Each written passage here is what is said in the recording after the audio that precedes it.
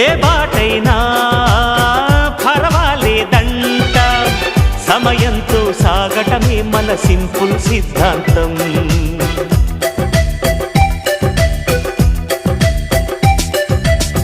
చిరుగాలికి పరిమళమిచ్చే సిరిమల్లెల వనమై ఉందాం, గగనాన్ని నేలను కలిపే హరివిల్లుల వంతెన అవుదాం.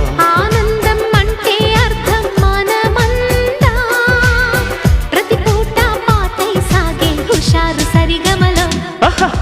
ఎన్నో ఎన్నో రాగాలుండే సంగీతం కాదా, చల్లకి నవ్వుల కేరింత.